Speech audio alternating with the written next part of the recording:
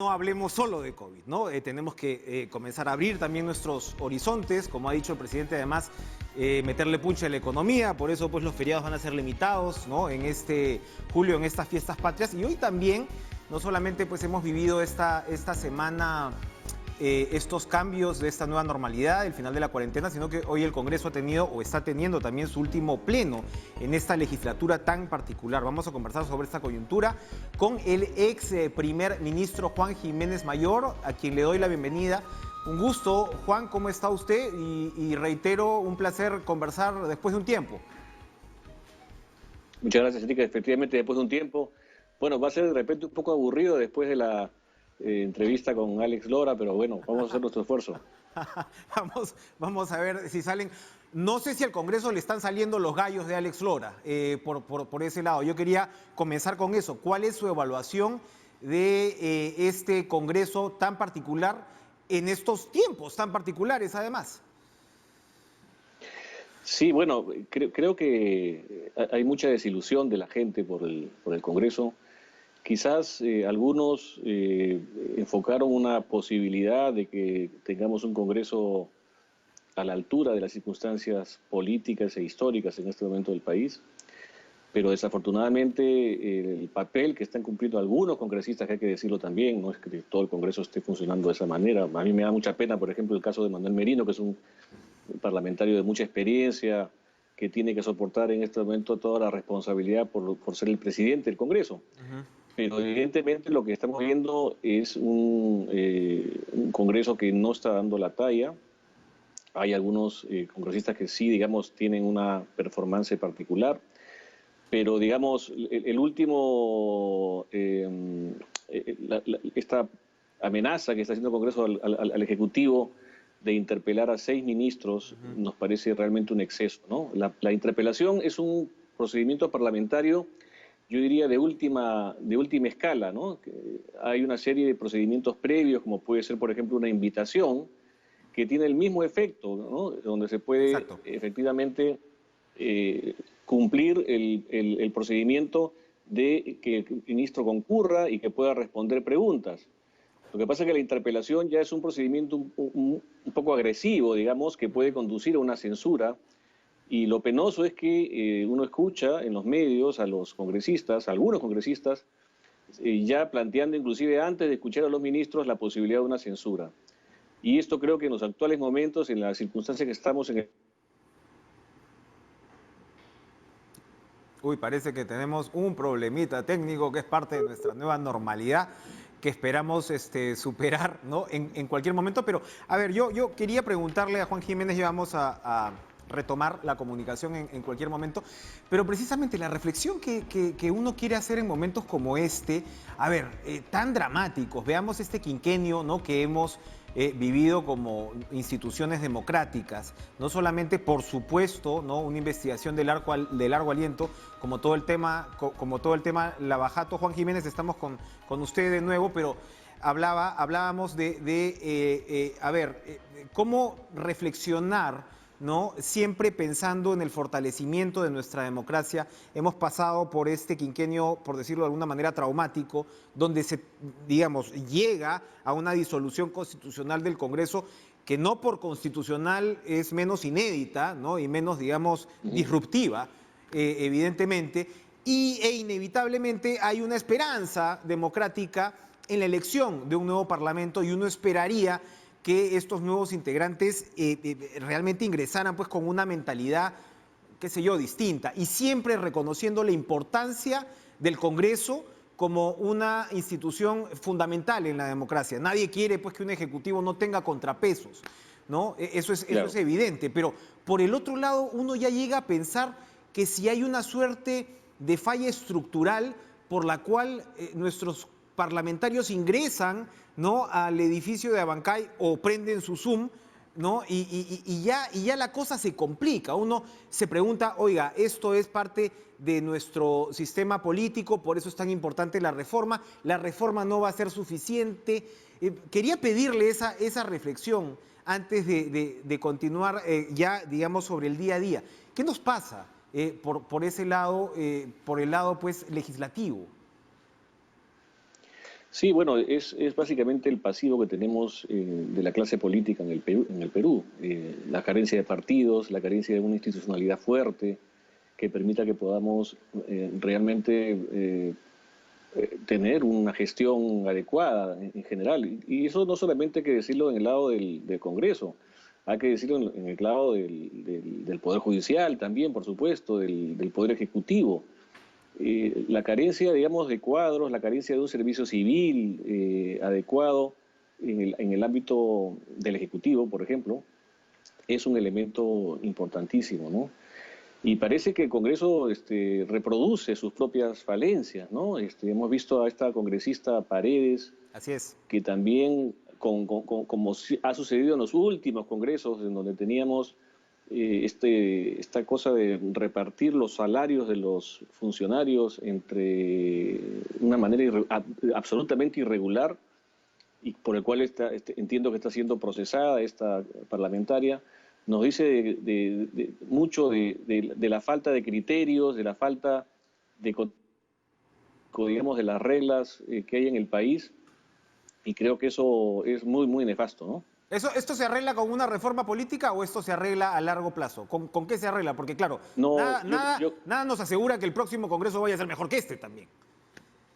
Bueno, el problema es que, digamos, no hay los filtros adecuados, no hay la formación política adecuada, estamos improvisando cuadros permanentemente, el transfugismo sigue siendo una práctica en el país. Uno ve congresistas que han estado en muchos partidos nuevamente en el Congreso y con las mismas mañas de siempre, ¿no? Las mañas digamos, de buscar algún tipo de beneficio. Entonces, creo que esto nos hace daño como país y ojalá el electorado, que es el que tiene realmente la llave para que este asunto cambie, pueda realmente en las próximas elecciones claramente determinar su voto. Yo tengo una apreciación particular, Enrique, si me permites, Sí. que es en el asunto precisamente de las elecciones del próximo año. Estamos a 9 meses del proceso electoral. Efectivamente, esta semana estamos por vencer la legislatura para las reformas políticas, pero más allá de eso, hay ruido en la calle en relación a si efectivamente en el país vamos a tener elecciones generales en abril del 2021. Y creo que sería muy sano que el gobierno emita una clara declaración que determine que efectivamente van a haber elecciones. El domingo pasado han habido elecciones en República Dominicana, en octubre habrán elecciones en Chile, que no son, digamos, presidenciales, pero son elecciones municipales. Van a haber elecciones en el continente y creo que sería muy importante que estas dudas que existen en alguna gente puedan ser disipadas por el gobierno para efectos de tener claridad de lo que va a ocurrir el 2021 en nuestro país. Sin duda alguna, ¿no? Bueno, ya Vizcarra lo ha reiterado varias veces, pero sí, pues no sobraría, sobre todo tomando en cuenta cierta, digamos, lentitud, ¿no? Por parte del Parlamento con el tema de la reforma política. Juan Jiménez, vamos a hacer una pausa y regresamos para seguir conversando.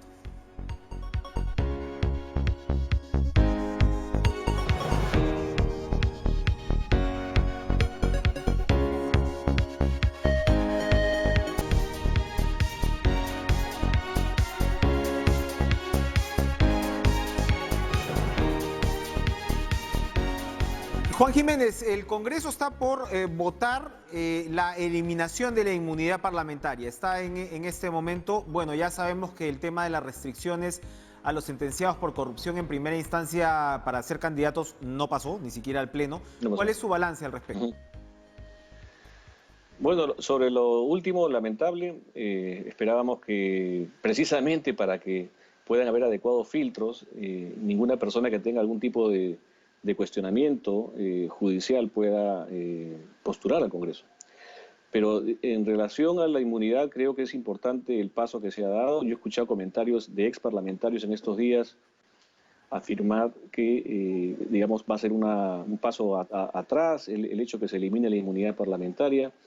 En realidad, en muchísimos países de América Latina ya no existe la inmunidad parlamentaria. Entonces, y esto básicamente por un principio de igualdad.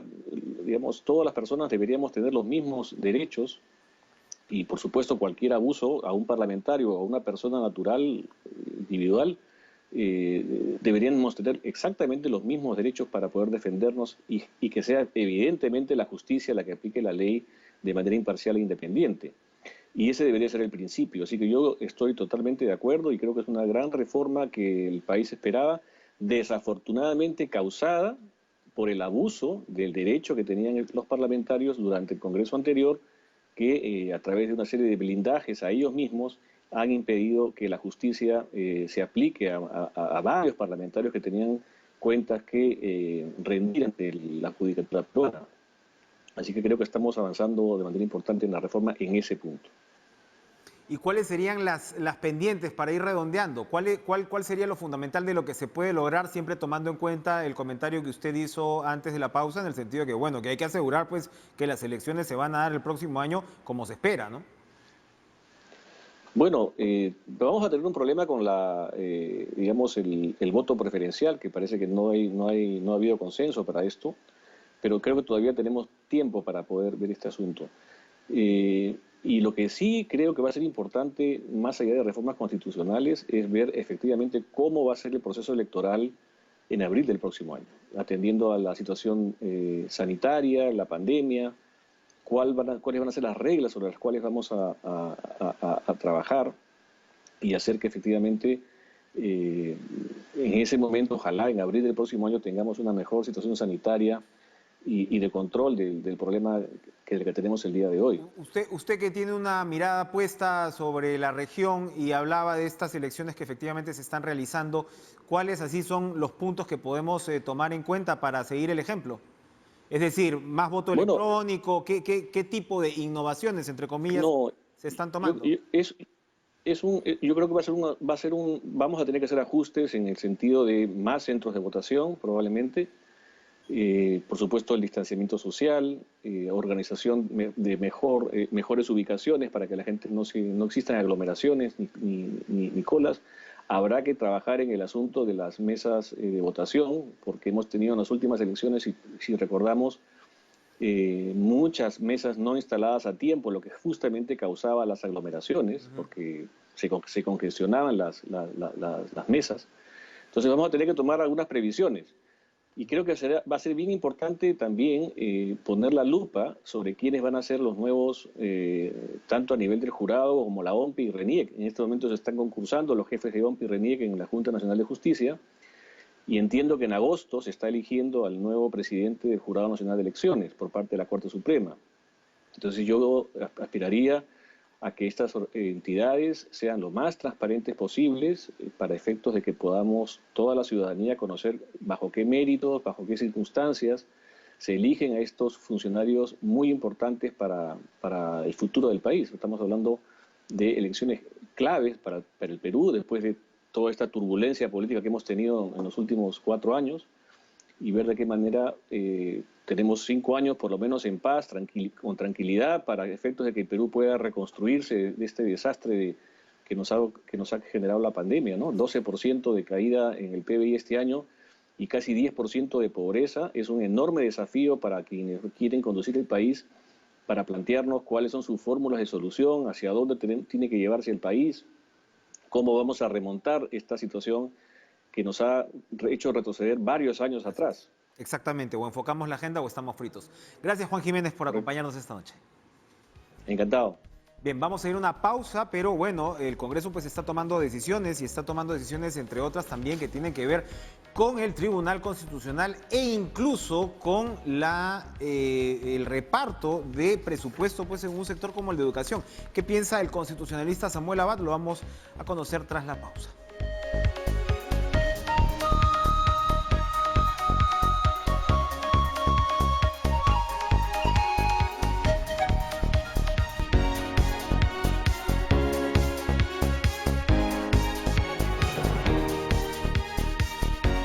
Le damos las buenas noches al constitucionalista Samuel Abad. ¿Cómo está usted, doctor Abad? Gracias por estar con nosotros.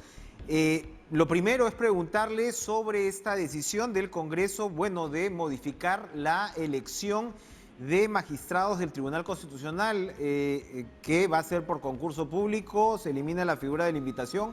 Y recordemos, por supuesto, que los magistrados actuales, excepto el doctor Ferrero, ya vieron cumplido su plazo hace un año, así que me imagino que eso será pues una labor importante del Parlamento en la próxima legislatura. Buenas noches. Buenas noches, Enrique. Muchas gracias por la llamada y saludos a todos los televidentes. Me parece importante la decisión del Congreso de la República de modificar la ley orgánica del Tribunal Constitucional y establecer un concurso público para que las 6 plazas de 7 miembros del tribunal que se van a someter a evaluación del Congreso sean fruto de un concurso público y no de una invitación. Creo que además es importante que el Congreso haya aprobado una disposición modificando la ley orgánica donde se establecen requisitos para ser magistrado del Tribunal Constitucional, tener reconocida trayectoria profesional, solvencia y idoneidad moral y probada trayectoria democrática de respeto y de defensa del orden constitucional. Creo que es un avance, hay que estar atento al concurso público que va a ser público, no va a ser un examen de conocimientos como podría ser un examen de ingreso a la universidad, pero sí tendrá que ser una evaluación para evaluar quiénes van a ser estas 6 personas que van a integrar el Tribunal Constitucional del Perú. Porque recordemos pues que no solamente el Tribunal Constitucional ha cumplido un papel fundamental, ¿no?, en los últimos años, precisamente en medio pues de un fuego cruzado entre un ejecutivo y un legislativo. Había quienes decían que cumplía pues una especie de rol de Senado, senatorial, pero además porque siempre existe la tentación en medio de todo de que los magistrados del Tribunal Constitucional respondan a ciertos signos políticos de quienes están representados en el Parlamento, ¿no? Claro, y es que el propio diseño puede permitir ello. ¿Por qué? Porque ¿quién elige a los miembros del Tribunal Constitucional? El Congreso, por mayoría de 2/3.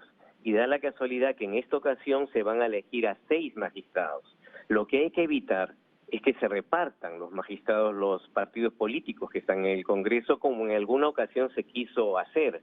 Recuerda lo que pasó hace algún tiempo, el año 2013, con la famosa repartija que tuvo que anularse. En consecuencia, apostar por un concurso público transparente, con requisitos objetivos, es algo fundamental porque el rol del tribunal en una democracia es fundamental y es clave, ¿no? Así es, así es. Bueno, doctor Abad, el otro tema es que se han dado críticas en los últimos días de parte no solamente del Ejecutivo, sino de especialistas en la dirección de que el Parlamento pues estaría aprobando proyectos de ley que en resumen no le competen, sobre todo cuando hablamos, lo ha dicho pues la ministra de Economía en su momento también, cuando hablamos digamos, capacidad de gasto, que sabemos que se supone el Parlamento pues no puede determinar. Y APP en este caso ha planteado también un controversial proyecto de ley que demandaría destinar por lo menos el 6% del PBI a educación, que digamos sobre el papel suena bien, ¿no? Sí, en efecto, hay que recordar que la Constitución del 79 y la actual Constitución del 93 mantienen una disposición muy clara que lamentablemente el Congreso viene olvidando. Dice la Constitución, artículo 79, que los representantes ante el Congreso no tienen iniciativa para crear ni aumentar gasto público, salvo en su presupuesto, es decir, salvo en el presupuesto del Congreso. ¿Esto qué significa? Que la competencia para incrementar, para aumentar gasto es del Poder Ejecutivo. Ese es el modelo constitucional que tenemos. Lamentablemente lo que estamos apreciando con algunas disposiciones, como ha sido esta iniciativa para devolver aportes de la ONP, o como es esta, exacto, de la Oficina de Normalización Provisional, o esta iniciativa nueva de establecer un porcentaje del 6% para la educación, que sin duda nadie puede estar en contra de la educación, pero lo que significa es que el Congreso no puede estar estableciendo porcentajes para la educación, porcentajes para la salud, porcentajes para el acceso a la justicia. Eso le corresponde al Ejecutivo, porque recordemos que el presupuesto es como una torta y que esto se reparte en función de las prioridades de políticas públicas que tendrá que ejecutar el Ejecutivo de los demás órganos del gobierno. En consecuencia, creo que es importantísimo que el Congreso no olvide que no tiene iniciativa para crear ni aumentar gastos públicos y por tanto que si aprobara una norma de ese tipo sería una norma que debería ser calificada de inconstitucional. Y aquí viene la relevancia del Tribunal Constitucional, porque ante normas de este tipo, lo que debería hacer el Tribunal Constitucional es actuar y ponerle freno, porque de lo contrario, particularmente en una situación de crisis económica como la que estamos viviendo ahora, como consecuencia de la emergencia, comenzar a crear y aumentar gasto público por parte de un órgano que no es el órgano especializado, el Congreso me refiero, sino solamente generaría pues una situación de una mayor crisis que al final la vamos a pagar todos los ciudadanos con nuestros impuestos. Oiga, doctor Abad, pero para terminar rapidito, el problema acá también es que el Congreso parece que no estuviera haciendo su tarea, es decir, debería haber también una lectura constitucional de los proyectos de ley que ya sabemos pues que tiene que tener efectivamente en sus requisitos, que si no genera gastos y qué sé yo, y parece que esto se está tomando muy a la ligera, porque en muchos casos además proyectos están pasando de frente al Pleno sin ni siquiera el adecuado debate en comisiones. Entonces esto también complica porque efectivamente todo esto va a terminar, como usted señala, en el TC. Sí, y lamentablemente este Congreso no ha definido una agenda básica. Este Congreso es un Congreso muy breve, muy corto, que va a acabar el próximo año. En consecuencia, ha debido centrarse en temas clave, por ejemplo, algunos temas de reforma política, que lo ha hecho bien, como ha sido el tema de la inmunidad, el tema de la paridad, y algunos otros temas, como elección de magistrados del Tribunal Constitucional, pero no es necesario que aborde otras materias. Es un Congreso de una vida breve y tiene que centrarse en temas claves, y la ausencia de una agenda que priorice algunos temas se está notando porque está ingresando a temas que no le corresponden y que incluso generan situaciones de inconstitucionalidad. Así es, así es. Bueno, ojalá pues reflexione este fin de semana el Parlamento. Le agradezco, Samuel Abad, por esta conversación hoy en Cara a Cara. Les agradezco a ustedes también por habernos seguido toda esta semana. El lunes, como ya les hemos contado, venimos renovados con un prime time noticioso nocturno que seguro va a tener toda su atención, como toda mi atención tiene mi colega y amigo Lucho Trizano, a quien le doy el pase para que nos comparta toda la información deportiva. Lucho.